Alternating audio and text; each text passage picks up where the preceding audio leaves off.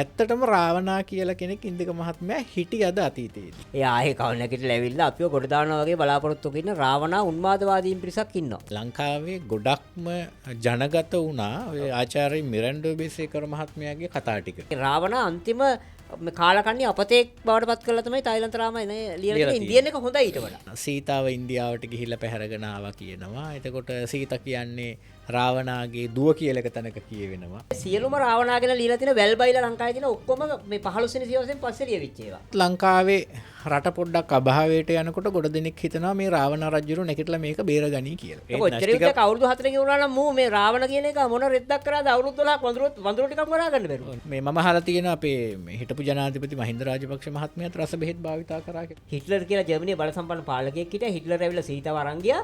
රාම ජර්මනියට ගිහිල්ලා හිට්ලර්ට ගහලා හිට්ලර්ව මරලා සීතාව ගෙනාවා කියලා. රාවණාගේ නම ඇතා හෝ නැතා ඒ වගේ ලොකු වීරක්‍රියාවක් කරපු කෙනෙක් අපේ ඉතිහාසයේ ඉඳලා තියෙනවද? LTT එක ලෝකේ ධර්ම ත්‍රස්තවාදී සංවිධානයේ නම් තමයි අපේ හමුදාව කරපු වැඩේ මාර වැඩක්. මාර වැඩක්. රාවණාගේ කාලේ හනුමා ආවා මොකද්ද කන්දක් අරන් ආවා ඒක රූමස් වලට වැටුණා කියනවා. තව පොල් ගහවෙල පැත්තේ තව කොටසක් තියෙනවා කියනවා. අපිට ඔච්චර මාර වෙදකමක් තිබුණා නම් ඒක බුද්ධදාස රජුට දැනගෙන හිටියේ නැද්ද? නැත්නම් බුදුරජාණන් රජුගේ බලුකමටද ඉන්දියානු වෙදකම ලිව්වේ මේක? ඒ කියන්නේ බුදුරජාණන් වහන්සේ ලංකාවේ ඉපදුනේ නැහැ කියන එක තවත් ඔතනින් පැහැදිලි වෙනවා නේ. පොට්ටුවේ වහල්ලු MPP එකේ වහල්ලු වගේ රාවණා වහල්ලු කියන්නත් පුළුවන්.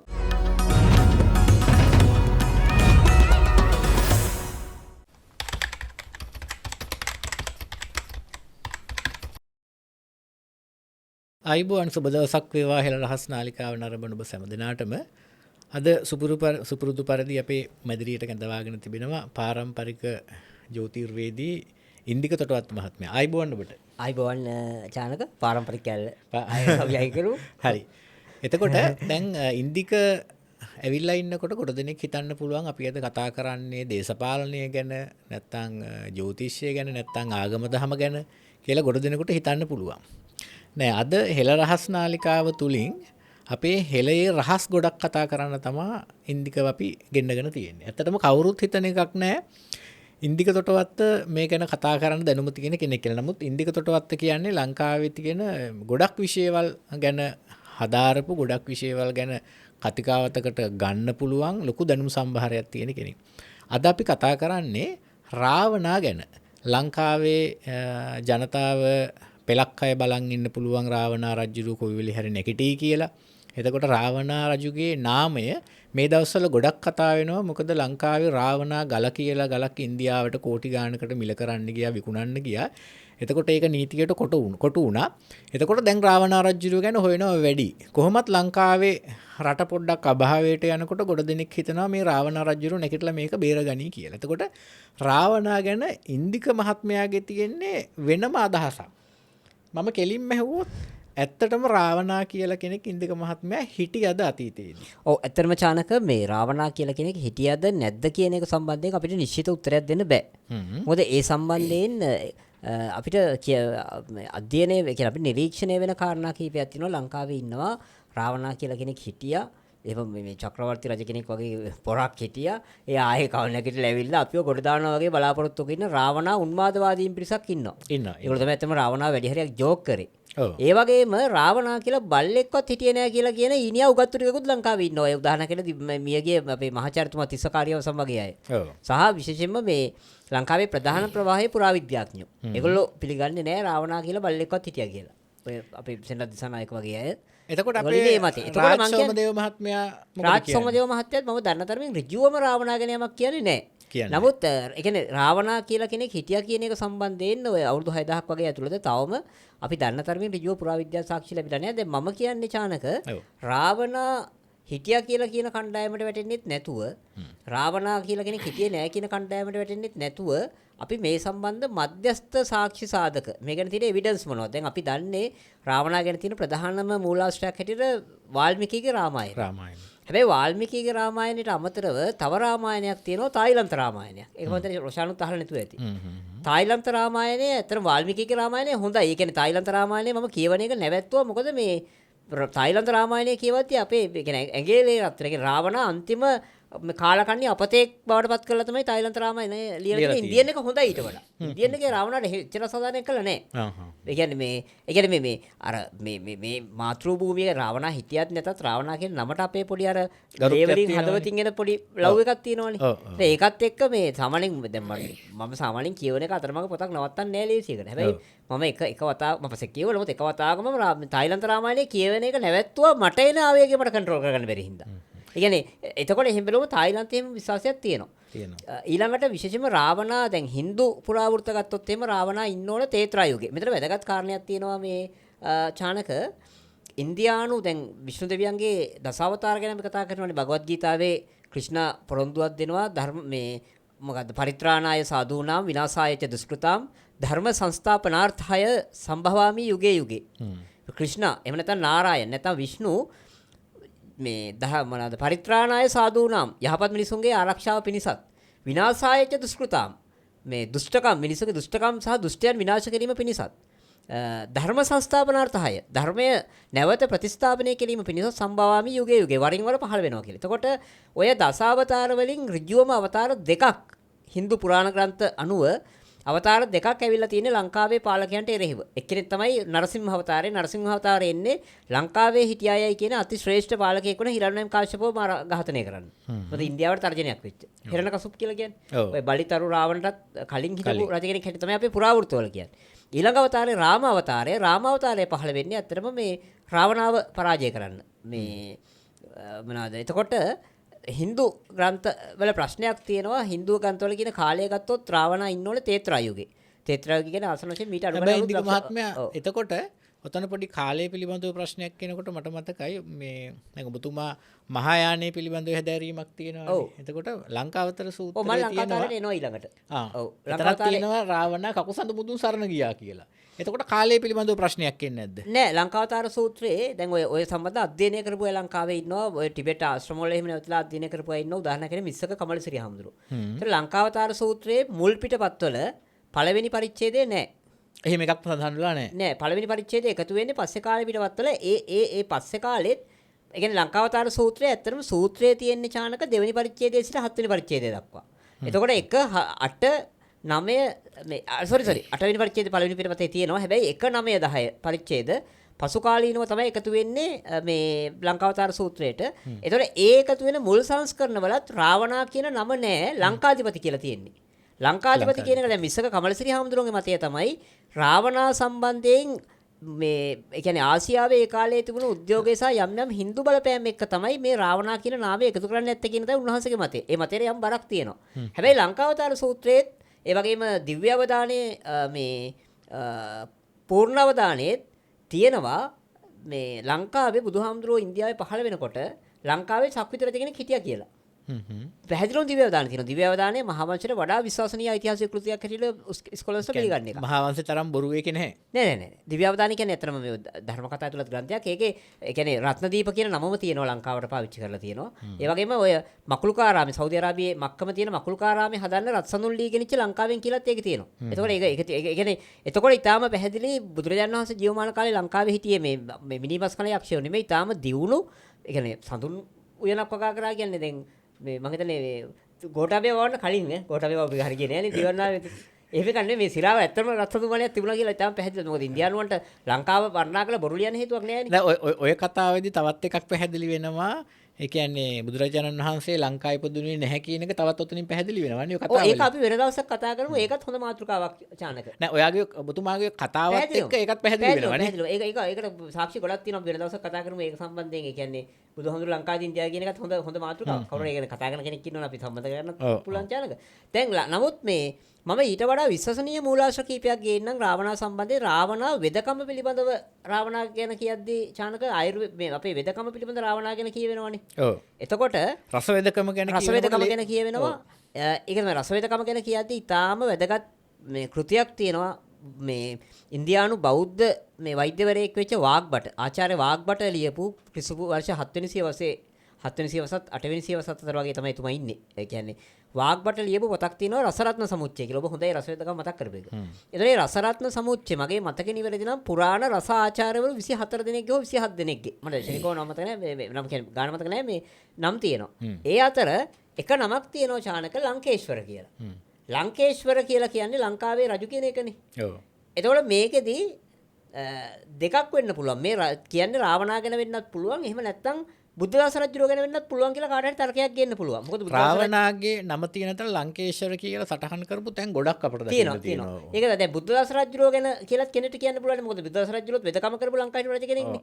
නමුත් මේ සංග්‍රහය ඔව් මෙතන නම බුද්ධදාස රජතුමානේ. ඔව් මෙතන නම තියෙන්නේ මේ බුද්ධදාස රජතුමාගේ නෙවෙයි. එහෙම කියන අපි හේතුව තමයි බුද්ධදාස රජුරෝගේ සාරාර්ථ සංග්‍රහය කෘතියවත් බුද්ධදාස රජුරෝ ගැන විස්තර කරන මහාවංශයවත් බුද්ධදාස රජුරෝ රසවෙදකම කරා කියලා කියන්නේ නැහැ කොහෙවත්. උන්වහන්සේ එතුමා මේ ශල්‍ය වෙදකම හොඳින් කරලා තියෙනවා. ඒ වගේම මේ එතුමා ඊටාම පැහැදිලිව කියනවා මම අගස්ත්‍ය ඍෂිවරයාගේ දකුණු ඉන්දියානු අගස්ත්‍ය සම්ප්‍රදායට අයිති වෛද්‍යවරයෙක් කියලා මේ සාල සංග්‍රහය කියනවා. ඒ නිසා මෙතන වාග්බට කියන්නේ බුද්ධදාස රජුරෝ ගැන වෙන්න බෑ. ඒ නිසා අනිවාර්යයෙන්ම මෙතන මේ ලංකේශ්වර කියලා කියන්නේ එහෙනම් ලංකාවේ හිටපු රසවෙදකමට අදාළ වෙන මේ රජ කෙනෙක් වෙන්න ඕනේ. ඒ නිසා අපිට සාධාරණ සැකයක් මතුවෙනවා මේ වාග්බට කියන්නේ රාවණා ගැනද කියලා. ඊළඟට අපි ගත්තොත් එම රාවණා ලිව්වා යයි සලකන ග්‍රන්ථ කීපයක් වෛද්‍ය ග්‍රන්ථ කීපයක් දැනටත් භාවිතයේ තියෙනවා. මේ එකක් තමයි නාඩි ප්‍රකාශය. අනිත් එක තමයි මේ මොනවාද උද්දේශ තන්ත්‍රය. ඒක ඇවිල්ලා ගුප්ත ශාස්ත්‍රයට අයිති එකක්. ඔව්. වෙදකමට අයිති ග්‍රන්ථ කෙලින්ම ගත්තොත් එහෙම නාඩි ප්‍රකාශය, ඒ වගේම මේ ළමා රෝග වලට අදාළ කුමාර තන්ත්‍රය සහ අර්ක ප්‍රකාශය. අර්ක ප්‍රකාශය කියන්නේ ඔය යුනානි වෙදකමේ දැනටත් මුස්ලිම් වරුන්ගේ යුනානි වෙදකමේ පාවිච්චි කරන බෙහෙත් තරක්කු චානක. ඒ සම්බන්ධ කෘතිය. එතකොට මේ සම්බන්ධව මේ ඊටාම වැදගත් ලංකාවේ හිටපු පඬිවරු දෙන්නෙක් ප්‍රතිවිරුද්ධ මත දක්වලා තියෙනවා. එක්කෙනෙක් තමයි පඬිත ආර්යදාස කුමාරසිංහ මැතිතුමා. එතුමා ආයුර්වේද පිළිබඳ විශාරදෙක්. එතුමා සාරාර්ථ සංග්‍රහයේ මේ ප්‍රස්තාවනාවලියද්දි කියනවා පැහැදිලිවම රාවණා කියලා කියන්නේ හිතලුවක් කියලා. එහෙම රාවණා කියලා කෙනෙක් හිටියේ නැහැ. ලංකාවේ ඔය කියන විදිහේ මාර වෙදකමක් තිබුණෙත් නැහැ. එතුමා කියන්නේ මේ විජයාව ගමනෙන් පස්සේ ක්‍රමානුකූලව ඉන්දියානු වෙදකමේ බලපෑමෙන් තමයි අපේ රටේ වෙදකම නිර්මාණය වුණේ කියලා එතුමා කියන්නේ. ඒ වගේම එතුමා කියනවා රාවණාගේ නමට මේ ලියවිලා තියෙන කුමාර තන්ත්‍රය, නාඩි ප්‍රකාශය, අර්ක ප්‍රකාශය වගේ පොත් බැලුවම මේ පොත්වල තියෙන ව්‍යාකරණ ලක්ෂණ ගත්තම එතුමා කියනවා ඒවා අයිති වෙන්නේ ආසන්න වශයෙන් ක්‍රිස්තු වර්ෂ 6 වෙනි සියවසෙන් පස්සේ කාලෙට. රාවණා ලිව්වා නම් එහෙම වෙන්න බෑනේ. ඒ නිසා එතුමා කියනවා රාවණා නමින් හිටපු වෙන ආචාර්යවරයෙක් මේවා එක්ක ලියන්න ඇති. එහෙම නැත්නම් ඒ ග්‍රන්ථවලට මේ රාවණාගේ නම ආදේශ කරන්න ඇති. එහෙම නැතුව රාවණාගේ වෛද්‍ය ක්‍රමයක් නැහැ කියලා තමයි ආරිදාස් කුමාරසිංහ මහත්තයා කියන්නේ. එතකොට ඉන්දික මහත්මයා දැන් ලංකාවේ ගොඩක්ම ජනගත වුණා ඔය ආචාර්ය මිරැන්ඩෝ බේසේකර මහත්මයාගේ කතා ටික. ඒකට එතුමා රාවණා ගැන ගොඩක් පුවත්පත් ලිපි ලිව්වා, වැඩසටහන් ලිව්වා. ගොඩක් මම හිතන්නේ මෑත කාලේ වැඩිපුරම ජනගත වුණේ එතුමා. මිරැන්ඩෝට හරි මිනිස්සෙක් හරි මනෝවෛද්‍ය ප්‍රතිකාරයක් ගත්තා නම් ඔයිට වැඩක් ගන්න තිබුණා. වැඩක් ගන්න තිබුණා. එතකොට ඔබතුමා කියන්නේ පැහැදිලිවම ඒක මේ සති 3-4ක් බෙහෙත් ගත්තා නම් හොඳට ලෙඩක් තිබුණේ මිරැන්ඩෝට. එතකොට දැන් මිරෙන්ඩෝට කවුරු හරි පතිරා පුළුවන් නම් පතිරාරච්චිවත් එහෙම අල්ලගෙන ගිහිල්ලා. ඉතින් කැමැත්තෙන් යන්නේ නැහැ. අල්ලගෙන ගිහිල්ලා අතපය බැඳලා වගේ ගෙනිහිල්ලා සති දෙකක් තුනක් ප්‍රතිකාර කරා නම් ඔය ලෙඩේ සනීප වෙනවා. ඇත්තටම මිරෙන්ඩෝ වල පතිරාරච්චිලා වගේ කට්ටිය නිසා තමයි මේ රාවණ කතාව ජෝක් උනේ. රාවණ කතාව විහිළුවක් උනේ. මේ රාවණා සම්බන්ධව ලංකා විශ්ේ දැන් මම ඔබට කිව්වා මේ රාවණා හිතලුවක් කියලා කියපු ලංකාවේ පඬිවරයෙක්. මේකට ප්‍රතිවිරුද්ධ අදහස් දක්වපු තව ආයුර්වේද මේ ලංකාවේ වෙදකම් පිළිබඳව මහා පඬිවරයෙක් තමයි කිරියල්ලේ ඥානවිමල හඳුරන්නේ. කිරියල්ලේ ඥානවිමල හඳුරෝ තමයි ලංකාවේ දේශීය වෛද්‍ය විද්‍යාවට අදාළ එකම ශබ්දකෝෂයේ කර්තෘවරයා. දේශීය වෛද්‍ය ශබ්දකෝෂය. එතකොට දේශීය වෛද්‍ය ශබ්දකෝෂයේ ප්‍රස්තාවනාවේදී උන්වහන්සේ ඉතාම පැහැදිලිව රාවණා කියලා රජ කෙනෙක් හිටිය බවත් රාවණා ඉතාම විශිෂ්ට වෛද්‍ය ග්‍රන්ථ රචනා කරපු බවටත් කරුණු දක්වලා තියෙනවා චානක. එතකොට දැන් අපිට ප්‍රශ්නයක් එනවා මේ දෙන්නම මහා පඬිවරුනේ. ඒක අපිට මේ අයිතියක් නැහැ එක්කෙනෙක්ගේ පැත්ත ගන්න. මොකද මේ දෙන්නම මේ කවුද මේ පඬිත ආරිදාස කුමාරසිංහ මහත්තයා රාවණා හිටියේ නෑ කියන්නේත් කිරියල්ලේ හාමුදුරුවෝ රාවණා හිටියා කියන්නේත් දෙන්නම කරුණු සහිතව කියන්නේ දෙන්න මේ අර වගේ මේ මානසික රෝගියෝ නෙමෙයි මහා පඬිවරු මෙහෙම ඉවත් කරන්න බැහැර කරන්න පුළුවන් මතධාරී නෙමෙයි. සිද්ධ වෙනවා මේ දෙක පිළිබඳව මධ්‍යස්ථ මතයකට එන්න. ඒතර මම මගේ මධ්‍යස්ථ මතය කියන්නම් ආරිදාස කුමාරසිංහ මහත්තයාගේ තර්ක වලට මම එකඟ නෑ. හේතුව මම කරුණු කීපයක් කියන්නම්. රාවණා දැන්ට ඉතුරු වෙලා තියෙන රාවණාගේ කුමාර තන්ත්‍රය පොත ගත්තොත් ඒක 6 වෙනි සියවසේ සංස්කෘත ව්‍යාකරණ තමයි තියෙන්නේ. හැබැයි ඔයා දන්නවා ඉස්සර චානක පොත් print කරේ නෑනේ. ඒතර ඇත්තටම තාත්තගෙන් පුතා හරි ගුරුවරයාගෙන් ශිෂ්‍යයා හරි පොත පිටපත් කරගන්නවා. ඒතර පිටපත් කරගෙන එද්දී ඒගොල්ලෝ ඇත්තටම ගෙනාවේ knowledge එක මිසක් අර භාෂාව නෙවෙයි. ඒතර දැන් ඕකේ අන්තිම පිටපත දැන්ට ඉතුරුලා තියෙන අන්තිම පිටපත ලිව්වේ 6 වෙනි සියවසේ ශිෂ්‍යයෙක් නම් ඒතර එයා ඔක ලියාගන්නේ ඒ භාෂාවෙන් තමයි. උදාහරණයකට ඉන්දික මහත්මයා දැන් මයගුරුතුමාගේ අපේ පරම්පරාවේ පොතක් මම ලියනකොට පොඩ්ඩක් කැඩිච්ච මේ පේන හිතනක් තියෙනකොට මම ලියනකොට උදාහරණයකට දැන් මම ලියන්න ඕන ඉදිරි අනාගතයට හොයාගන්න පුළුවන් වෙන්නනේ. දැන් උදාහරණයකට මගේ ගුරුතුමාගේ කාලේ ලියලා තියෙන ඔක්කොම බැඳි අකුරු වලින්. උදාහරණයකට දැන් සර්ව බන්ධන කියලා ලිව්වොත් එහෙම ඉස්සර ලියලා තියෙන සයන්නයි වයන්නයි රේපේ.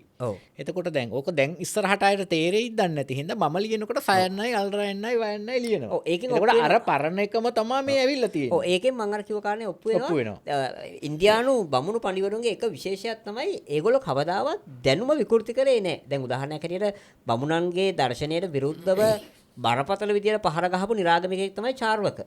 නමුත් දැන්ට චාර්වක ගැන ඉතුරුලා තියෙන මේ මොනවාද එකම ශේෂ ග්‍රන්ථය තමයි සායන මාධවාචාර්යතුමාගේ සර්වදර්ශන සංග්‍රහය. ඒක ලියන්නේ බ්‍රහ්මණ පඬිවරේ. හැබැයි චාර්වක කියපු එකක්වත් වෙනස් කරන්නේ නැතුව එයා යාගේ පොතේ දාලා තියෙනවා. ඒතර බමුණු කවදාවත් පොත්වල නම් වෙනස් කරේ නැහැ. දැනුම වෙනස් කරේ නැහැ. දැන් මෙතන ආරිදාස් කුමාරසිංහ කියන මහත්තයා කියන මතේ පිළිගන්න බැරි චානක එයා කියනවානේ රාවණා නමින් වෙන ආචාර්යවරයෙක් ඉන්න ඇති කියලා. ඔයා හිතනවාද රාවණාට මෙච්චර වෛර කරන ඉන්දියන් කාරයෝ තමන්ගේ ගෙදර හදන සතෙකුලවත් රාවණාගෙනම දායි කියලා. ඒ අදටත් මේ දුසේරා උත්සවයේ තියලා රාවණාගේ මේ මොනවාද පිළිමයක් ගිනි තියෙන ඉන්දියාවේ උපදින බ්‍රාහ්මණ පවුලක උපදින ළමයට දායිද රාවණාගේ නමක්. ඒ නිසා කිසිසේත්ම මේ රාවණා නමින් බ්‍රාහ්මණ ආචාර්යවරයෙක් ඉන්න විදියක් නැහැ.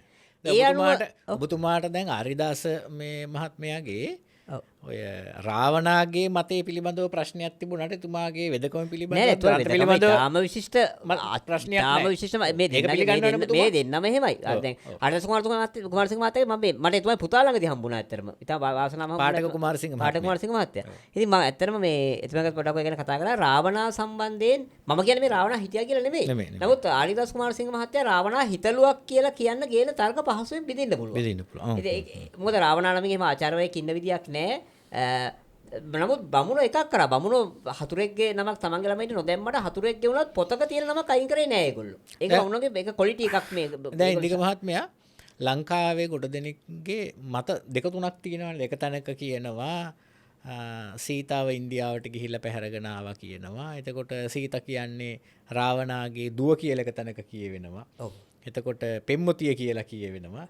එතකොට දැන් ඔබතුමාගේ කියවීම අනුව දුව කියලා කියන්න පුළුවන් සාක්ෂි තියෙනවද? ඒක ඔබතුමා බැහැර කරනවා. රාවණා ගැන තියෙනවනේ. දැන් උදාහරණයක් කියනෝනේ රාවණා මේ මේඝනාද උපදින වෙලාවේ අර අසුබ ග්‍රහයෝගයක් ඉදෙන කියලා ග්‍රහය ටික කෙනලා හිර කරා කියලා. ඒව නම් මේ ඇත්තටම නිකන් අර ගොන් ෆැන්ටසි කතානේ. තාරකා විද්‍යාවේ කිසි දැනුමක් ගන්න ලංකාවේ ඉන්න මේ මෝඩ ගැමියෝ හදපු ගොන් කතා. ග්‍රහය නම දෙනෙක් එක තැනකට දාන්න ඕනි කියනවා. අනිත් එක තමයි ඔය රාවණා ගැන පරණ පුස්කොළ පොත් තියෙනවා කියලා කියනවනේ චානක. ලංකාවේ අවුරුදු 500කට වඩා පරණ කිසිම පුස්කොළ පොතක් නැහැ. ඒක ඔයත් දන්නවා. නිසා ඔය සියලුම රාවණා ගැන ලියලා තියෙන වැල් බයිලා ලංකාවේ තියෙන ඔක්කොම මේ 15 වෙනි සියවසෙන් පස්සේ ලියවිච්ච ඒවා. නමුත් දැන් අපි රාමායනය වගේ නමුත් මෙහෙම එකක් තියෙනවා. රාවණා ගැන මහාවංශ නෑ. හැබැයි විභීෂණ ගැන මහාවංශ තියෙනවා. ඒ මට මතකයි දාසෙන් රජතුමා මේ විභීෂණ දේවාලයක් හැදුවා කියලා තියෙනවා. ඒක විභීෂණ ගැන මහාවංශ තියෙනවා. ඒක විභීෂණ රාවණගේ සහෝදරයනේ. රාවණා ගැන මහාවංශයේ නොතිබීම රාවණා ප්‍රතික්ෂේප කරන්න හේතුව නෙමෙයි. අතේ රාජාවලියේ රාවණා ගැන තියෙනවා. හැබැයි මම කියන්නේ ඒක අපි මේක ඊටාම මැද තැනක ඉඳලා තමයි මේ සාකච්ඡාව හදන්න ඕනේ. රාවණා හිටියත් නැතත් රාවණා පිළිබඳව ඊටාම මේ දියුණු සංවාදයක් ලංකාවේ ඇති වෙන්න ඕනේ. ඒ රාවණා සංස්කෘතියක් ලංකාවේ තිබිලා තියෙනවා. කියන්නේ මේ වෙනකන් තිබුණු ගොඩක් සාකච්ඡා ප්‍රාථමිකයි කියලාද ඔබතුමා කියන්නේ? අනිවාර්යෙන්. දැන් ලංකාවේ මම කිව්වේ ලංකාවතාර සූත්‍රයේ ලංකාධිපති කියන නමට රාවණා කියන නම එකතු කරා. අපි පස්සේ එකතු කරා කියලා හිතුවත් දැන්ට තියෙන්නේ ඔය මේ බොද්ධම හඳුරෝ ගෙනිච්ච නැත්නම් කුමාරජීව හඳුරෝ පරිවර්තනය කරපු මහායාන කෘති තමයි චීනේ ගොඩාක් තියෙන්නේ. ඒක චීනේ ලියවෙන පොතක රාවණාගේ නම දාන්න හේතුවක් නෑනේ. ඒ කාලේ රාවණා පිළිබඳ විශේෂ උනන්දුවක් නොතිබුණා නම් මේ චානක. ඒක ප්‍රබල සාක්ෂියක්. ඒ කියන්නේ සහ මං කිය දිව්‍යාවදානයේ සක්විති රජ කෙනෙක් හිටියා. ඒක ඇතැම් විට මේ රාවණා පරපුරේ වෙන අනුප්‍රාර්ථිකයෙක් වෙන්න පුළුවන්. බුදුහාමුදුරුවෝ ඔය 15 වෙනි කාලේ ලංකාවේ හිටියේ. එතකොට මේ ඒ නිසා ඇත්තටම අපි ඊටාම මේ ගැන අනිත් එක තමයි දැන් පුරාවිද්‍යාවකේ ප්‍රශ්නේ. පුරාවිද්‍යා කොම්සාරිස්ලා සහ පුරාවිද්‍යාඥයෝ මෙහෙ මේ සීතල කාමරවල ඉඳගෙන AC කාමරවල ඉඳගෙන රාවණා කියලා බල්ලෙක්වත් නැහැ කියලා කිව්වට හරියන්නේ නැහැ. උදාහරණයක් මම කියන්නම්. ඔය ට්‍රෝජන් වෝ එක මේ කවුද මේ හෝමර්ගේ එලියට් සහ ඔඩිසි. ඊටාම ජනප්‍රිය වීර කාව්‍ය මේ හෝමර් කියන්නේ මේ බටහිර බිහිවෙච්ච මේ අන්ධ කවියෙක්. හැබැයි බටහිර සාහිත්‍යයේ විශිෂ්ටම කවියා. එයාගේ එලියට් සහ ඔඩිසි පදනම් වෙන මේ මොනවාද ට්‍රෝජන් යුද්ධය 1900 මුල් ගණන් වෙනකන්. ඒ කියන්නේ 20 වෙනි සියවස පටන් ගන්නකන් චානක ලෝකේ මේ කියන්නේ විද්වතුන් පවා හිතන් හිටියේ ෆැන්ටසි එකක් කියලා. ට්‍රෝජන් වෝ එක කතාව. ඒක ඇත්ත නෙමෙයි කියලා. නමුත් මගේ මතකෙදි වැරදි නම් සර් ආතර් හෙවන්ස් කියන පුරාවිද්‍යාඥයා එයාට පොඩි කාලේ ඉඳලා උණක් තිබුණා පුරාවිද්‍යාව ගැන. එයා ඇත්තටම පුරාවිද්‍යාත්මක ගවේෂණ කරලා 20 වෙනි සියවස මුල් භාගයේ වෙනකොට ට්‍රෝජන් වෝ එක මිත්‍යාවක් නෙමෙයි සත්‍යයක් කියලා ඔප්පු කරා. ඊළඟට ඔය මෝසෙස්ගෙන් පටන් ගන්න ඊශ්‍රායල් ඉතිහාසය. මොසෙස් ඊජිප්තුවේ ඉඳලා ආවද නැද්ද කියන එක පිළිබඳ පුරාවිද්‍යාත්මක ප්‍රශ්න තියෙනවා. හැබැයි ඊශ්‍රායල් කරන් සොලොමන් රජුරෝ දාවිත් රජුරෝ දක්වා යුදෙවන්ගේ ඉතිහාසය ඒගොල්ලෝ අඩි 40ක් පොළොව යටට හාරලා ඊශ්‍රායල් පුරාවිද්‍යාඥයෝ තහවුරු කරා. සොලොමන්ගේ මාලිගාව හොයාගත්තා.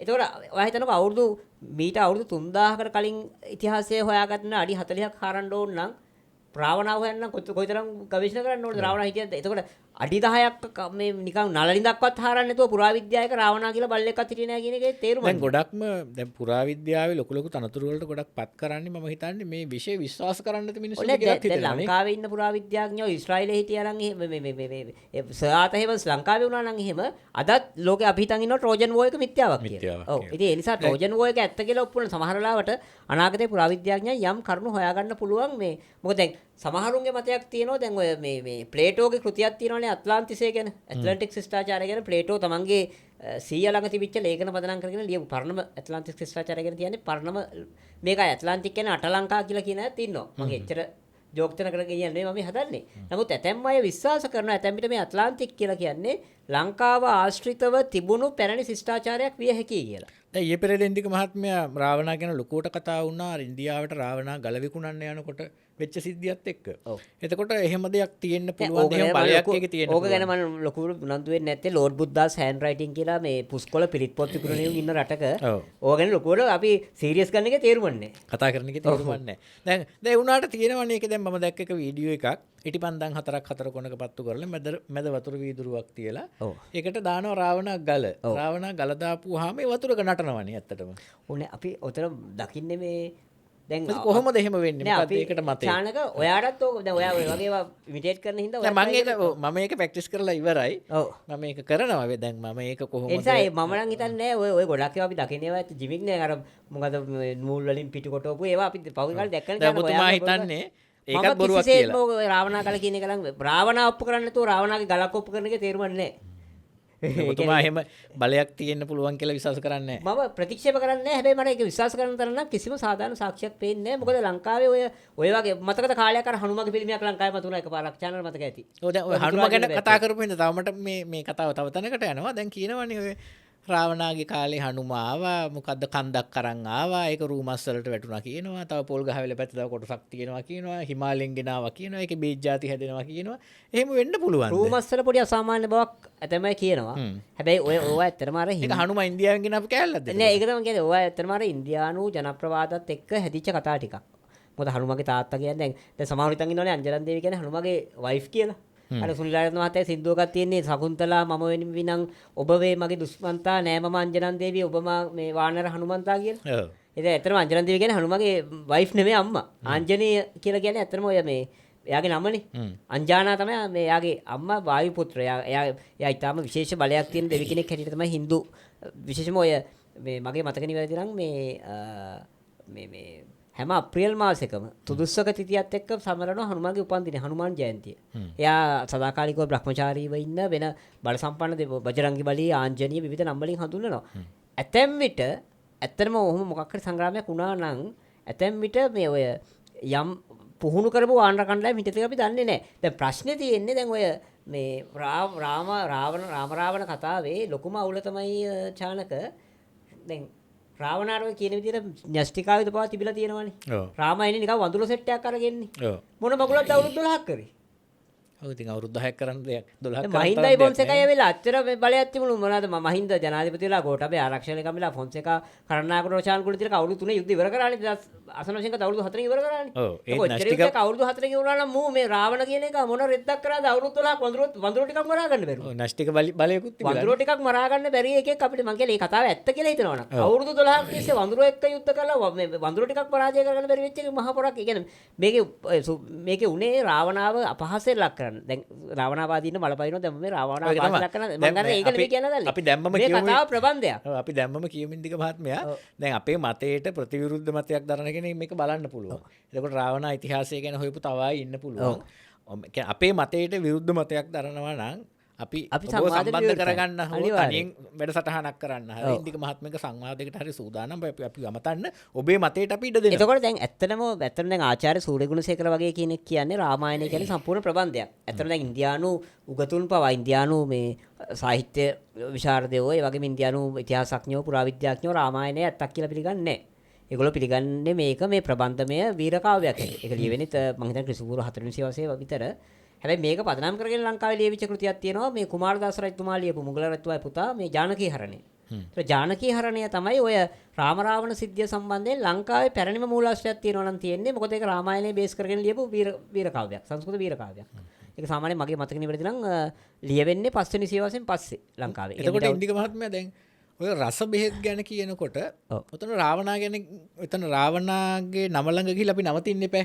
මොකද එතනින් තමයි ගොඩක් පටන් ගන්න රස වේදකම. එතකොට දැන් අපි හිතමුකෝ උදාහරණයකට දැන් රාවණාගේ අපි හිතමුකෝ මේ ගුවන් යානයක් කියලා. එතකොට ඒව ක්‍රියාත්මක වුණෙත් මැණික් වල තියෙන ශක්තියෙන් හා රස වේදකමෙන් කියනවා. එතකොට ඇත්තටම ඊට වැඩිය කියන්නේ රාවණාගේ නම ඇතා හෝ නැතා ඒ වගේ ලොකු වීරක්‍රියාවක් කරපු කෙනෙක් අපේ ඉතිහාසයේ ඉඳලා තියෙනවද එහෙනම් රසවේදකම. ඔව් රසවේදකම ගැන කියන්නම් අර රාමායනයේ කතාව කියලා. ඒ කියන්නේ චානක මේ ආචාර්ය සූර්යගුණසේකර කියන්නේ එහෙම රාමායනය කියන්නේ තනි ප්‍රබන්ධයක්. ඉන්දියාවට ඕන වුණා තමන්ගේ දිව්‍යමය වීර චරිතය ලෝකේ හිටපු ප්‍රබලම පුද්ගලයා පරාජය කරන්න සමත් වුණා කියන්නේ. දැන් ඇත්තටම ලෝකේ හිටපු ධර්ම ත්‍රස්තවාදී සංවිධානය කොටි කියලා අපි කියන්නේ කොටින්ට ආදරේ නෙමෙයිනේ. ලෝක ධර්ම ත්‍රස්තවාදී සංවිධානය නම් ඒ කියන්නේ LTT එක ලෝකේ ධර්ම ත්‍රස්තවාදී සංවිධානය නම් තමයි අපේ හමුදාව කරපු වැඩේ මාර වැඩක්. මාර වැඩක් කියන්නේ. හරිද? අපි කියන්නේ ලෝකෙට දුර්වල නිවට 2.5 ත්‍රස්තවාදී සංවිධානය කියලා LTT එහෙම උනොත් හමුදාව කරපු වැඩේ. ඒකට අපේ හමුදාවට බරක් නැතුව. ඒ නිසා සූර්යගුණසේකර කියනවා වාල්මීකි ඕක 22 වෙනි සියවසේ විතර ඔය කතාව ලිව්වනම් රාමායනය මිනිහා ලියයිලු ඉන්දියාවේ රාම කියලා කුමාරයෙක් හිටියා. හිට්ලර් කියලා ජර්මනියේ බල සම්පන්න පාලකයෙක් හිටියා. හිට්ලර් ඇවිල්ලා සීතාව අරන් ගියා. රාම ජර්මනියට ගිහිල්ලා හිට්ලර්ට ගහලා හිට්ලර්ව මරලා සීතාව ගෙනාවා කියලා. ඇතන මේ සූර්යගුණසේකර මහත්තයාගේ පසු කාලීන මත සම්බන්ධයෙන් ජීවිතය අවසාන කාලේ මත සම්බන්ධයෙන් නම් පොඩි මේ ප්‍රශ්න තිබුණාත් එතුමා මුල් කාලේ ඔය ඉතිහාසයේ හෙළවිග වගේ කෘති එක්ක එතුමා ඉදිරිපත් කරපු බොහෝ මතවල වැදගත් වටිනාකමක් තියෙනවා. එතුමා රාවණා පිළිගන්නවා රාමායනය ප්‍රතික්ෂේප කරලා. ඊළඟට රසවේදකම පිළිබඳව ගත්තොත් රසවේදකම කියලා කියන්නේ ඇත්තටම අල්කෙමිස්ට්. අල්කෙමිස්ට් කියලා කියන්නේ සින්දුරම් ශාස්ත්‍රය කියලා සිංහලෙන් කියන්න පුළුවන්. ඕක මේ ඇත්තටම අපි දැනට අපි දන්න රසවේදකම සහ ඒ රස ශාස්ත්‍රය රසවේදකම විතරක් නෙමෙයි ඔගේ ඔය ලෝහ වලින් එක එකව කරන්න ලොකු ට්‍රයි එකක් දීලා තියෙනවානේ මේ චානක. මේක විශේෂයෙන්ම ඔය අරාබි මුස්ලිම් වරු සහ බටහිරට ඔය පටන් ගන්න ඕක සූඩ සයන්ස් එකක් කියලා තමයි දැන් නූතන විද්‍යාව පිළිගන්නේ. ඉතින් ඔබ විශ්වාස කරන එකක් නෑ නූතන මේ අපි දන්න භෞතික විද්‍යාවේ පියා වගේ ඉන්න සර් අයිසැක් නිව්ටන්. ගුරුත්වාකර්ෂණ වගත් සර් අයිසැක් නිව්ටන් අල්කෙමිස්ට් කෙනෙක්.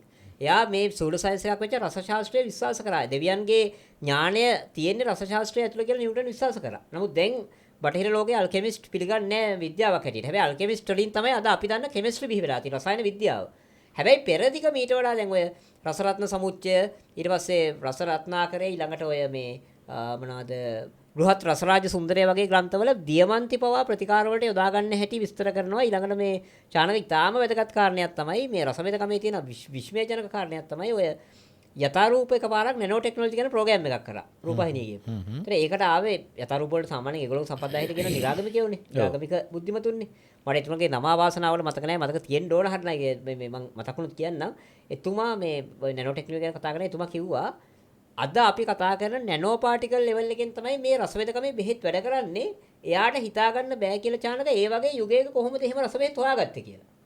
කියන්නේ අද නැනෝ ටෙක්නොලොජි වල කතා කරන සංකල්ප මේ රසවේදකමේ පාවිච්චි කරලා. මම රසවේදකමේ දියමන්ති රත්තරන් රස දැන් උදාහරණයකට දැන් අපි හිතමුකෝ අපේ කැක්කුම තියෙන ඔළුවේ කියලා. දැන් උදාහරණයකට අපි ඔළුවේ කැක්කුමට මොකක් හරි කැක්කුමට මොන හරි බේතක් වෙන්න පුළුවන්.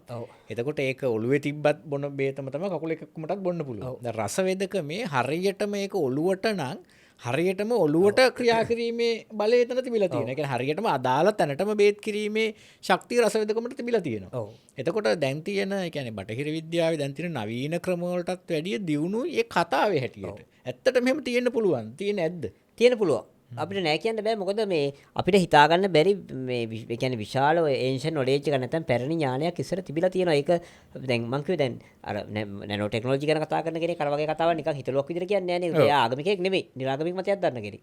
ඒ නිසා රසවේදකම වගේ එකක් සම්බන්ධයෙන් ලංකාවේ ඉන්න මධ්‍යස්ථ බුද්ධිමත් නිරාගමික බුද්ධිමතුන් පවා මැද තැනක ඉන්නේ. ඇතැම් විට මේ රාවණාගේ ඉඳලා අඛණ්ඩ කාලයක් ආපු දැනුමක් ආව වෙන්න පුළුවන්. ප්‍රශ්නේ මේ අතර තියෙන මෙතන පුරාවිද්‍යාවේ ප්‍රශ්නයක් තියෙනවා චානක. ලෝකෙම පුරාවිද්‍යාවේ ප්‍රශ්නයක් තියෙනවා, ලංකාවේ පුරාවිද්‍යාවේ ප්‍රශ්නයක් තියෙනවා. ඒ කියන්නේ මේ ලෝකෙ ගත්තොත් එහෙම. ඒ කියන්නේ ජාත්‍යන්තර මට්ටමේ පුරාවිද්‍යාව කිසි වෙලාවක කැමති නැහැ අවුරුදු 6000න් එහාට බැබිලෝනියන් ශිෂ්ටාචාරයෙන් එහාට අපේ ප්‍රධාන ධාරාවේ ඉතිහාසය ඉස්සරහට ගෙනියන්න. දැන් ඔය ස්පෙන්ස් මේ සිංහ ප්‍රතිමාව ගත්තොත් ඊජිප්තුවේ වෛකල්පික මත දරන ඇතැම් වෛකල්පික පුරාවිද්‍යාඥයෝගේ මතවලට අනුව අවුරුදු 10000කට වඩා පරණයි. හැබැයි ප්‍රධාන ප්‍රවාහයේ පුරාවිද්‍යාව කවදාවත් ලෑස්ති නැහැ 6000න් එහාට. සමහරවිට බයිබලයේ ලෝකෙම ආපු අවුරුදු 6000 බැරියර් එකක් වෙන්න පුළුවන් ඒගොල්ලෝගේ ඔළුව වල වැඩ කරන්නේ. ඒ වගේ ලංකාවේ පුරාවිද්‍යාවේ ප්‍රශ්න තමයි විද්‍යාවගමනෙන් එහාට අපේ ඉතිහාසය ගෙනියන්න ඒගොල්ලෝ ලෑස්ති නැහැ. දැන් ඔබ දන්නවා ඔය මේ මහත්තයා ශිරාජ් දර්ණීකල මහත්තයා නේම රිසර්ච් එකක් මේ එක්තරා අධ්‍යයනයක් කරානේ අනුරාධපුරයෙන් පරණ නගරයක් හොයාගත්තානේ. ක්‍රිස්තුපූර්ව 950 විතර වෙනකන් යන. එතකොට මේ ක්‍රිස්තුපූර්ව 6 වෙනි සියවසට ආйти අක්ෂර ඇතුළත් වළං ලංකාවේ හොයාගත්තානේ. හැබැයි ඒකම ඉන්දියාවෙනුත් ඒ වළං හම්බ වෙනවා. මාර වැඩක් ඒක. ඒකම මේ රිසර්ච් එක නවතිනවා. ඒ කියන්නේ ඉන්දියානු ඉතිහාසයට වඩා අපේ ඉතිහාසය පරණ වෙන්න අපේ පුරාවිද්‍යාව ඉඩ දෙන්නෙත් නැහැ.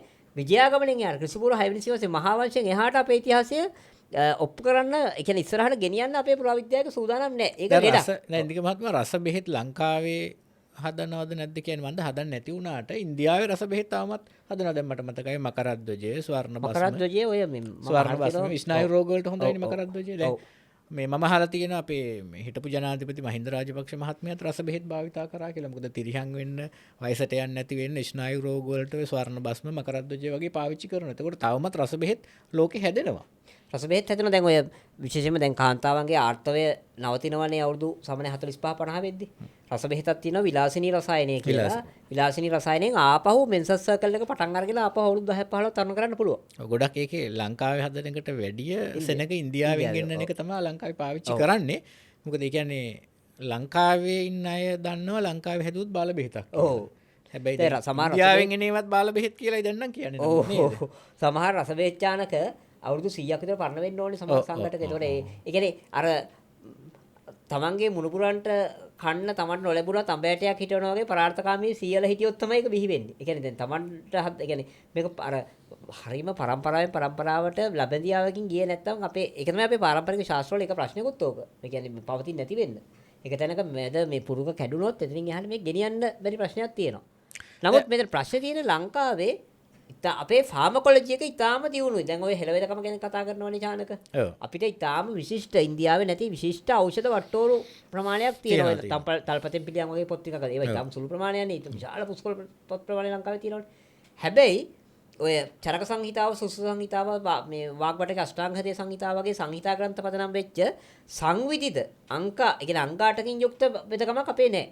සිස්ටමැටික් මේ මෙඩිසින් සිස්ටම් එකක් ලංකාවේ තිබිලා නැහැ සිංහලයෝන්ගේ. එතකොට හැබැයි අපිට තාම දියුණු ෆාමකොලොජි එකක් තිබිලා තියෙනවා. හැබැයි අපිට පැතොලොජි එකක්වත් එහෙම නැත්නම් අර සිස්ටමැටික් කරලා නැහැ මේක. ඒක හේතු කීපයක් තියෙන්න පුළුවන්. දැන් පැතොලොජි කියන්නේ ව්‍යාධි වේදනේ නිදාන ග්‍රන්ථනේ.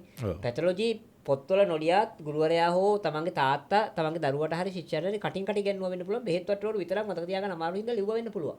හැබැයි ඉන්දියානු ආයුර්වේදයේ අපි අවංකව පිළිගන්න ඕනේ. ඉන්දියානු ආයුර්වේදයේ මේ ඊටාම පැහැදිලිව ඔය ඔබ දන්නවා අෂ්ටාංග ආයුර්වේදය කියලා අංග 8කට පෙළ ගස්සලා මේ ආත්‍රේය ධන්වන්තරි වගේ ඍෂිවරු ඒක ඊටාම නිවැරදිව සකස් කරලා තියෙනවා. සහ ඒගොල්ලෝගේ ආචාර්යවරු.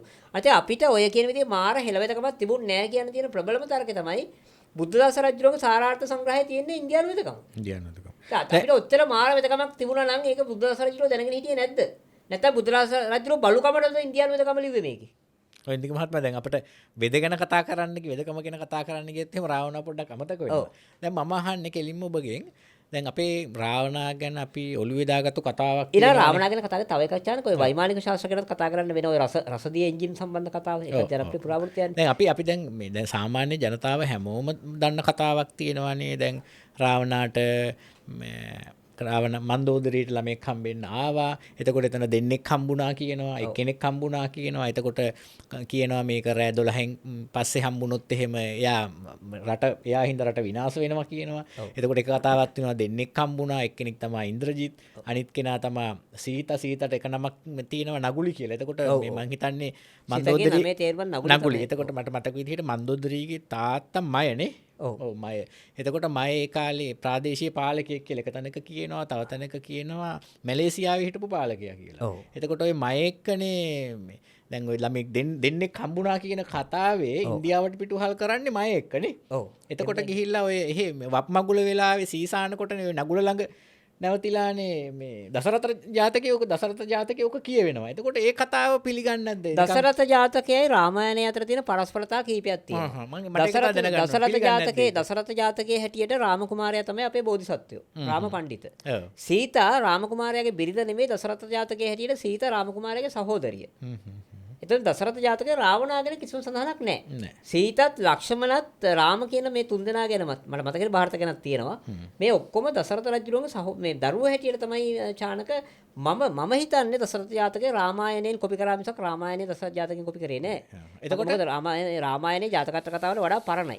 එතකොට දසරථ ජාතකයේ මම විශ්වාස කරන්නේ ඇත්තටම රාමායනයේ බේස් කරගෙන ඒකේ අර ප්‍රිය විප්‍රයෝගයෙන් ඇතිවෙන දුක සමනය කර ගැනීම තමයි ඇත්තටම ඔය දසරථ ජාතකයේ කියන්නේ තාත්තගේ මරණයෙන් ඇතිවෙන වේදනාව සමනය කර ගැනීම ගැන. හැබැයි ඒ කියන්නේ එක වෙනස්කමක් තමයි දසරථ ජාතකයේ රාවණා ගැන සඳහන් නොවීම සහ රාමායනයේදී රාමගේ බිරිඳ වෙන සීතා දසරථ ජාතකයේදී රාමගේ සහෝදරියක් වෙනවා. හැබැයි ඒ නම එහෙම තියෙනවා. තියෙනවනේ. දසරථ කියන නමත් එහෙම තියෙනවනේ. දැන් එතකොට ඉන්දික මහත්මයා දැන් උදාහරණයකට දැන් පෙලක් අය කියන්න පුළුවන් සීගිරිය පිළිබඳව ලොකු ප්‍රශ්න තියෙනවා. එතකොට ඒක කාශ්‍යප රජුරුව හැදුවා කියනවා. එතකොට මේක රාවණා රජතුමා හැදුවා කියනවා.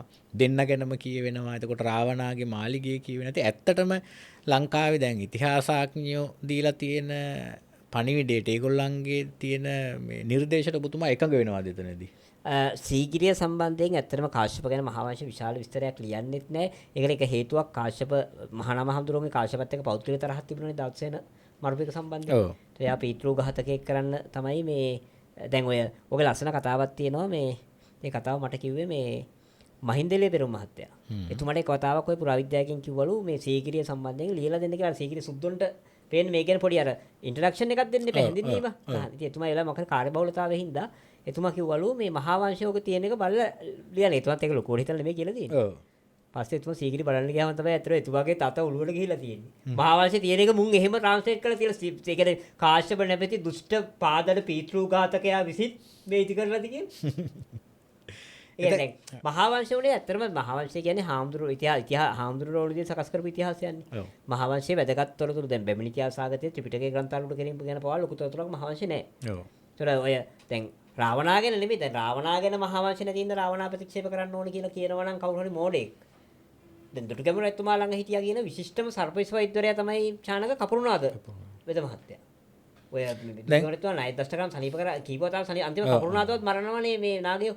අපි මේ දවසක ඔය මේ දුටුගැමුණු රජුගේ මරණ ගැන කතා කරමු. මේකත් ලොකු ප්‍රශ්න තියෙන කතාවක්. ඒකවල මම කියන්නේ දුටුගැමුණු රජුරෝ ගැන පරිච්ඡේද 24ක් වෙන් කරපු මහා වංශකත්රු කපුරුනාද වෙද මහත්තයා ගැන එක වචනයක් ලියලා නැහැ. හැබැයි අදත් ලංකාවේ පාරම්පරික සර්පවිෂ වෛද්‍යවරු ළඟ තියෙනවා කපුරුනාද ගුරිය කියලා ගුලියක්. ඒක ලංකාවේ අර පිටරට සමහර ඖෂධ හොයාගත්ත කෙනාගේ නමින් නම් කරනවා වගේ ඒ බෙහෙත ඒ සර්පවිෂ පරම්පරාව නම් කරන්නේ කපුරුනාද වෙද මහත්තයා ගැන.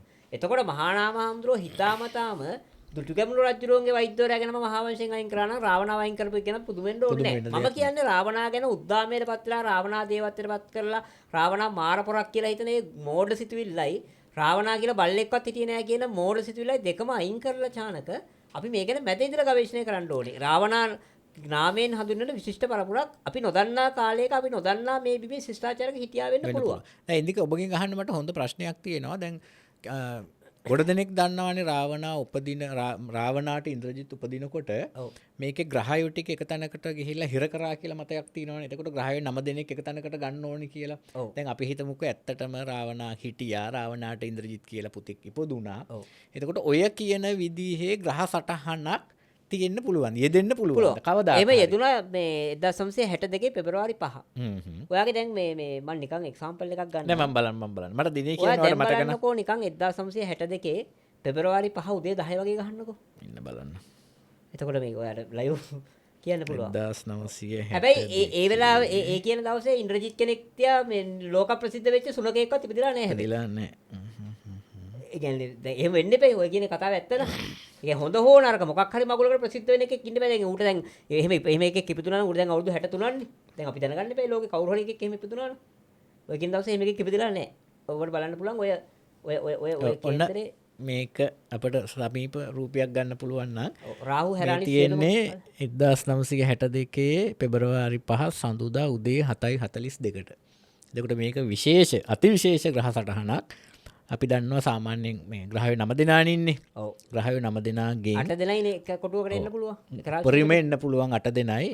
මේ 12 වෙන්නේ ගුරු, කේතු, සිකුරු, චන්ද්‍ර, බුධ, රවි, ශනි, කුජ කියන ග්‍රහය 9 දෙනාම 8 වෙන්නේ ඉන්නවා. රාහු ඉන්නවා 6 වෙන්නේ. එතකොට දැන් අපි ඉතිහාස කතාවේදී රාවණාගේ පුත් ඉන්ද්‍රජිත් ඉපදුනා කියලා ඉපදෙන්න ඕනේ ඔය වගේ දවසක.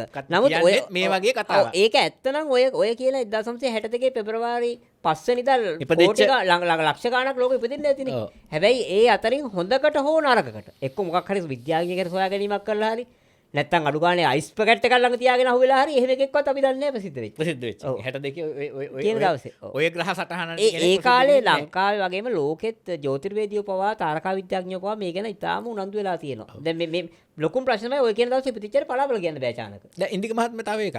දැන් මේ 62 පෙබරවාරි 5 මේ ග්‍රහ සටහන යෙදුණානේ. ඔව්. එතකොට මේ ග්‍රහ සටහන අවුරුදු කීයකට වතාවක් එන්න ඒක ටිකක් ඒක තමයි කියන්නේ අපි ඕක හදාගෙන ගියොත් ඕක ගැන දලා දහසක් ගන්න පුළුවන්. ඒක දැන් සෑහෙන කාලයකට වතාවක් තමයි අතන උන් පිටිමක් යෙදෙන්නේ. මොකද අපි හිතමුකෝ රාවණා කියලා කෙනෙක් හිටියමයි කියලා. එතකොට අපිට සාමාන්‍ය රාවණා කෙනෙක් හිටියනම් රාවණාට පුතෙක් මේ කාලේ පුදුනා කියලා හිතන්න පුළුවන් ඒ ග්‍රහ සටහන හොයාගන්න. ඒව අපි පොඩ්ඩක් ඔය ගැන මම ඇත්තටම අධ්‍යයනයක් කරලා දැන් ඔය වගේ අපි චානක බුද්ධ කේන්ද්‍රය ගැන අපි අධ්‍යයනයක් කරා. ඒකෙන් අපි හොයාගත්තා ඔය බුද්ධ කේන්ද්‍රය කියලා තියෙන කේන්දරේ බොරුවක්. එතකොට එහෙම ග්‍රහ පීඨීමක් ක්‍රිස්තුපූර්ව කාලේ නැහැ. ඔව්. එතකොට ඉන්දික මහත්මයා දැන් අපි කියනවානේ රාවණාගේ පරම්පරාවට අපි ගිහාම අපි අගස්ති ගැන කියනවා පුලස්ති ගැන කියවෙනවා. එතකොට ඒගොල්ලනුත් මිත්‍යාවක්. අන්න එතන තමයි ගැටලුව තියෙන්නේ. දැන් රාවණා ගැන තොරතුරු නැති වුණාට මෙන්න මේ පුලස්ති අගස්ති සම්බන්ධයෙන් තොරතුරු තියෙනවා ඉන්දියානු මේ ඉතිහාසයේ විශේෂයෙන්ම දැන් පුලස්ති අගස්ති විශ්වාස ඒගොල්ලන්ගේ විශ්වාස කරන නෑ. හැබැයි පුලස්ති අගස්ති ගැන තියෙනවා. ඒ කියන්නේ දැන් ඔය චරක සංහිතාවේ පටන් ගනිද්දිම කියනවනේ ඍෂි සම්මේලනයක් ගැන. හිමාලයේ තිබිච්ච. ඒතර මේ ඍෂි සම්මේලනයේට ඔය පුලස්ති සහ අගස්ති කියන ඍෂිවරු දෙන්නම සහභාගී වුණා කියලා මේ පැහැදිලිවම තියෙනවා මේ විශේෂ චරක සංහිතා ටීකා ගත්තත් අපිට ඒ වගේ හොයාගන්න පුළුවන්. මොකද ඉංග්‍රීසි ලිපිච්ච ටීකා තියෙනවා. මේ ඒතකොට පුලස්ති අගස්ති ඒ වගේම අගස්ති සම්ප්‍රදාය තමයි ඔය මේ සිද්ධ වෙදකම හැටියට දමිළ ජනයා අදටත් පාවිච්චි කරන දකුණු ඉන්දියානු වෙදකම. ඒ සිද්ධ සම්ප්‍රදායේ නිර්මාතෘවරයා අගස්ති සම්ප්‍රදාය. බුද්ධදාස රජතුමා ඉතාම පැහැදිලිව කියනවා එතුමා අගස්ති මේ මුනිවරයාගේ සම්ප්‍රදායේ ගෝලෙක් කියලා. සාරාර්ථ සංග්‍රහය. ඒතර ඒ නිසා අගස්ති සහ පුලස්ති ගැන තොරතුරු තියෙනවා ඉන්දියානු ඉතිහාසෙත්. හැබැයි රාවණා ගැන තමයි තොරතුරු නැත්තේ. අපි දන්නේ නැහැ මේ කියන ඍෂි සම්මේලනයේ කොයි කාලේ තිබ්බ එක. ඒක ඇත්ත වුණත් බොරු වුණත් චානක ඒක තාම දියුණු අදහසක් හිතන්නකෝ ඍෂි. ඒ කියන්නේ මේ කියන්නේ ඇත්තටම මෙඩිසින් කවුන්සිල් එකක් ගැනනේ. ඔව්. ඒ කියන්නේ ලෝකයේම හිටපු විශිෂ්ට වෛද්‍යවරුන්ගේ සභාවක් ඉන්දියානු වෛද්‍යවරු සෑහෙන ප්‍රමාණයක් ඍෂිවරු ඇවිල්ලා තියෙනවා. ඒ වගේම තමයි මේක හරි වැදගත් දෙයක් තියෙනවා. අන්න ඒක පොඩි තර්කයක්. දැන් හෙළවෙදකම සම්බන්ධයෙන් අපිට හෙළවෙදකමක් දැන් අපි නෑ කියලා කියද මමත් මතයක් කිව්වනේ. හැබැයි මෙතන මේ ඍෂි සම්මේලනයට ආපු අනිත් අය වෙදකම ඉගෙන ගත්තා කියලා තිබුණාට අගස්ති පුලස්ති වෙදකම ඉගෙන ගත්තා කියලා නෑ.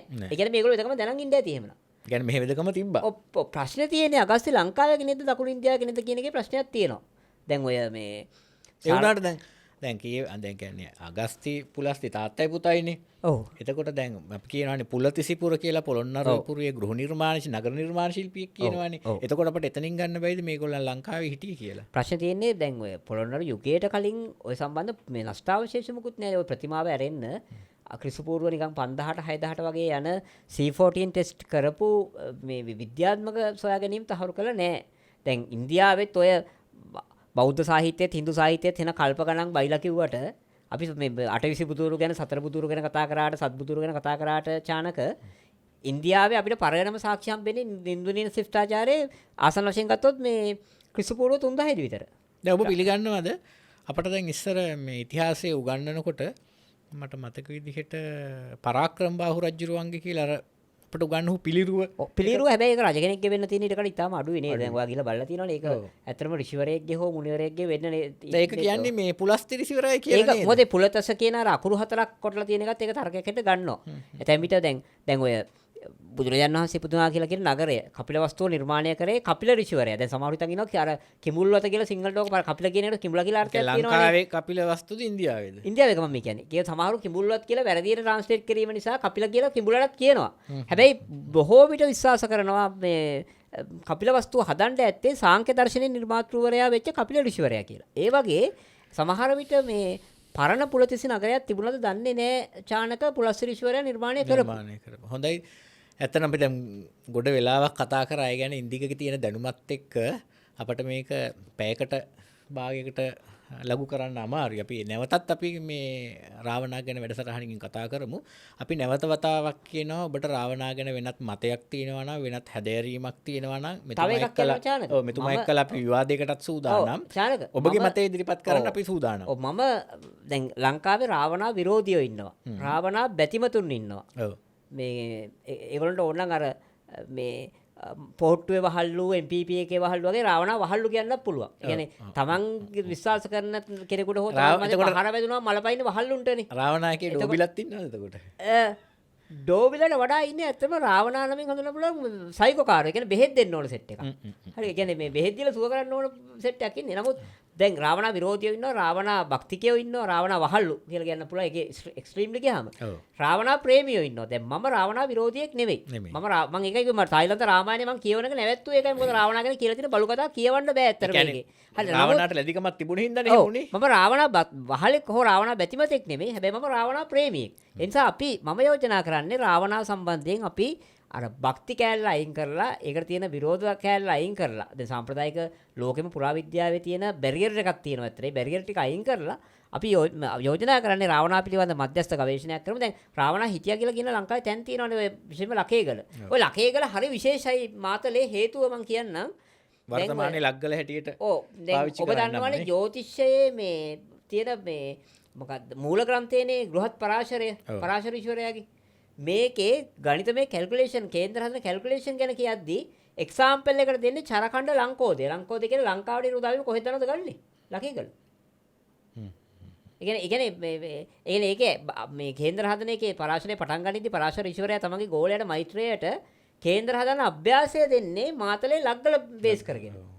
ඉතින් ඒක සෙල්ලම් වැඩක් නෙවෙයි. ලංකාවතාර සූත්‍රයේ රාවණාගේ නම ලියවීම ඊළඟට මේ අෂ්ටාංග රසරත්න සමුච්චයේ රාවණාගේ නම ලංකේශ්වර නමින් ලියවීම ඒ වගේම මේ මොනවාද මම කිව්වේ ලංකෝදේ චරකණ්ඩ කියලා මේ ලංකාව බේස් කරගෙන කේන්ද්‍ර හදන එක ගැන පරාශර ඊශ්වරයා ලියපු එක මේ සියල්ල ගත්තම මැඩම් බ්ලැවෙස්කිලාගේ සමහර අනාවැකි තියෙනවා. ඒ ගැන වෙන දවසක් කතා කරමු ලංකාව සම්බන්ධයෙන්. මේවා ගත්තම රාවණා කියන්නේ නිකන් අර නොසලකා හරින පුළුවන් සංකල්පයක් නෙමෙයි. රාමායනයේ වගේ රාමායනයේ කියන්නේ 12 අවුරුද්දක් යුද්ධ කළ රාවණා මැරුවා වගේ එකක්. ඉතින් ඇත්තටම රාවණා මැරුණාද නැද්ද එහෙම යුද්ධයක් වුණාද නැද්ද කියන එක අපි වෙනම කතා කරනවා. හැබැයි රාවණා කියන්නේ අපි මධ්‍යස්ථව ගවේෂණය කරන්න ඕන සංකල්පයක් කියලා තමයි මේ චානක මම පෞද්ගලිකව විශ්වාස කරන්නේ. ඇත්තටම ඉන්දිකගේ කතාව එක්ක ගත්තාම තවත් රාවණා නෑ කියලා කියන අයට පොඩි ආපහු හිතන්න තැනක් තියෙනවා. රාවණා කියලා කෙනෙක් හිටියා කියන්නත් පුළුවන් වටපිටාවක් ඉන්දික කියනවා. ඇත්තටම බෙහෙවින් ස්තුතියි ඉන්දික මහත්මයා රාවණා ගැන රසතොරතුරු ගොඩක් විද්‍යාත්මකව ඒ වගේම ගවේෂණයකින් යුතු තොරතුරු ගොඩක් ගෙනත් දුන්නට අපි නැවත වතාවක් ඉන්දිකව අපි මේ ජ්‍යොතිර්වේදය නැතුව රාවණා ගැනම කතා කරන්න. චානක ඔබත් දැන් මේ අපේ කැමරා සහෝදරයොත් මේ මොනවාද මේකට සාක්ෂි තරයි මම මේ පූර්ව සූදානම් කරලා ඔබ දැන් මේ විනාඩි 5කට විතර කලින් තමයි පටන් ගන්න විනාඩි 5කට කලින් කතා කරමුද කියලා කිව්වේ. මම දන්නවා ඉන්දිකගෙන් මේ වෙන දෙයක් ගැන දැන් ඇහුවත් ඒකත් කතා කරමු කියලා හා කියලා ඉදිරිපත් වෙනවා. ඇත්තටම කියන්නේ දැනුම් සම්භාරයක් ලංකාවේ ඉන්න අපි දන්නේ නැහැ මිනිස්සු මොන විදිහකට මේක ගණීද කියලා.